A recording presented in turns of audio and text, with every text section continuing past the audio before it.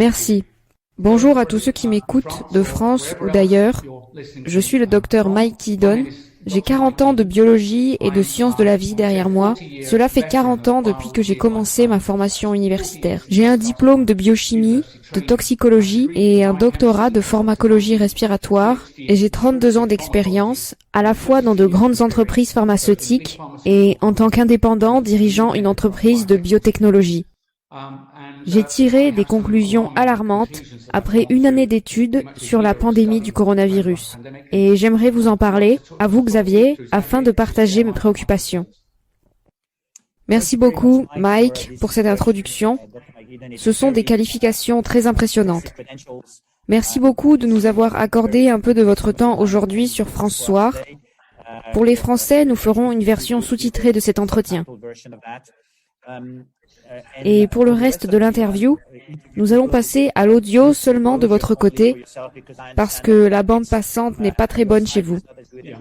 Et je veux m'assurer que le message que vous allez délivrer est de bonne qualité. Et merci pour l'introduction. Peut-être que nous pouvons faire passer directement, je dirais, à la vaccination de masse.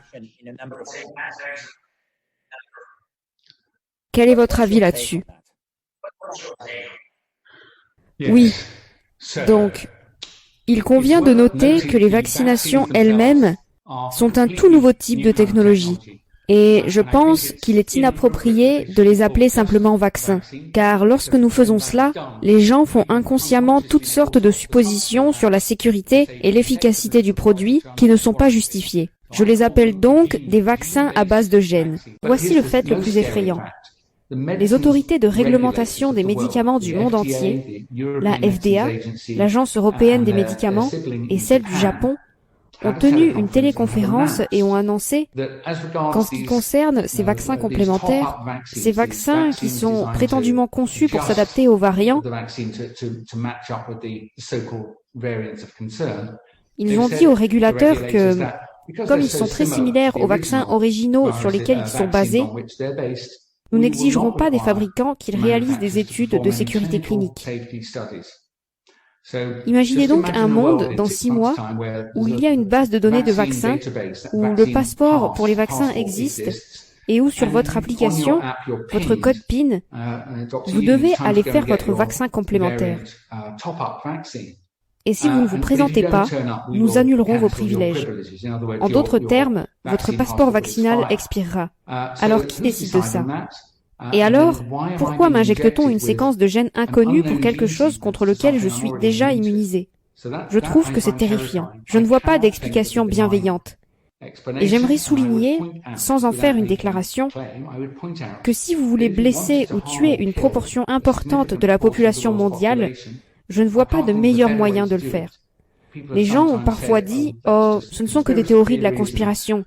Il est certain que si quelqu'un veut réduire la population, il doit faire la guerre. » Eh bien, étonnamment, la plupart des guerres ne tuent pas autant de personnes qu'on le pense généralement. Et ça a aussi tendance à détruire les bâtiments. Et c'est aussi très polluant. Donc, en fait, ce n'est pas un moyen efficace. Mais parce que je n'ai pas d'explication bienveillante pour les mensonges sur les variants, pour la fabrication de vaccins complémentaires et pour les réglementations sur les médicaments, qui ont plus ou moins été écartés du chemin, parce que je ne peux pas penser à une explication bienveillante, je tourne automatiquement mon esprit vers des intentions malignes. Et je dirais que l'une des plus innocentes serait de vous asservir de façon permanente pour de l'argent. Ce n'est pas bon, n'est-ce pas? C'est la meilleure à laquelle je peux penser. Et toutes les autres sont pires. Et elles incluent la possibilité de dépopulation. Je préfère qu'on se moque de moi et avoir tort, plutôt que de garder ces peurs pour moi. Et jusqu'à présent, j'ai dit ce genre de choses dans au moins une demi-douzaine d'interviews. Et à chaque fois, je fais appel à mes collègues scientifiques qui comprennent l'immunologie. S'il vous plaît, considérez cette position. Et si je me trompe, pour l'amour de Dieu, dites-moi pourquoi je me trompe. Mais si vous êtes d'accord avec moi pour dire que les variants ne sont pas assez différents pour nécessiter un nouveau vaccin complémentaire, vous devez vous activer. Parce que si j'ai raison, nous sommes en pleine Troisième Guerre mondiale, et quelqu'un ou quelque chose nous prive de notre liberté. Et si vous ne vous levez pas avec moi, elle disparaîtra. Donc c'est le défi. J'adorerais que des scientifiques très qualifiés me prouvent que j'ai tort. Ça ne me dérange pas du tout qu'on se moque de moi.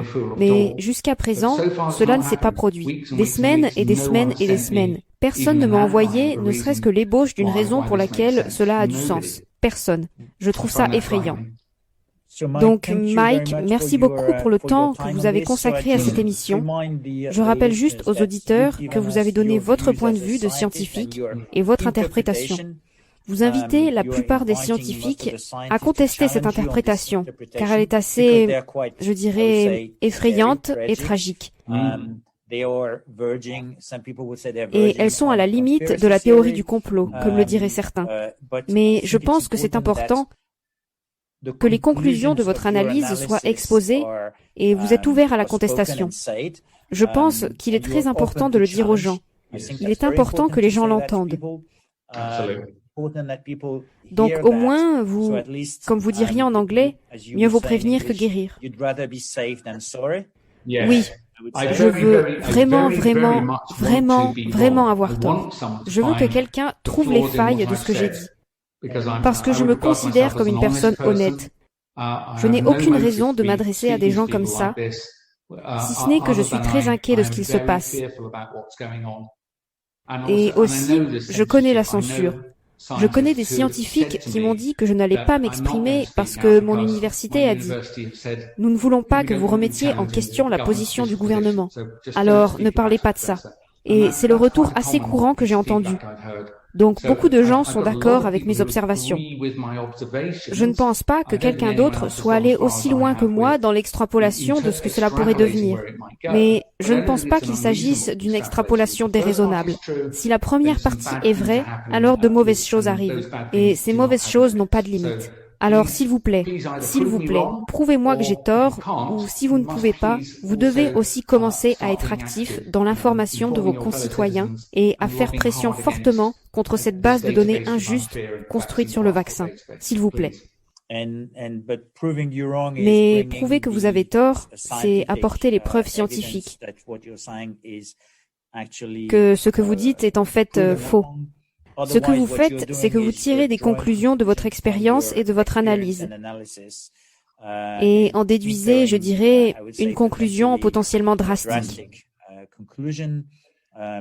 Mais ces conclusions sont basées sur vos observations et votre expérience. Il est très important que les gens comprennent cela.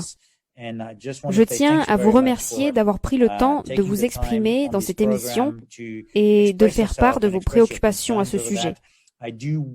Je préviens les auditeurs qu'il s'agit de vos opinions. Elles doivent être remises en question. Il faut prouver qu'elles sont justes ou fausses. Et il est important que nous le prenions en considération, car c'est ainsi que la science fonctionne parfois. Elle commence par une observation, puis quelqu'un d'autre vient la confirmer, et plus loin dans la chaîne, vous avez la science qui parle. Merci beaucoup. Merci beaucoup. Merci Xavier. Bonne journée à vous.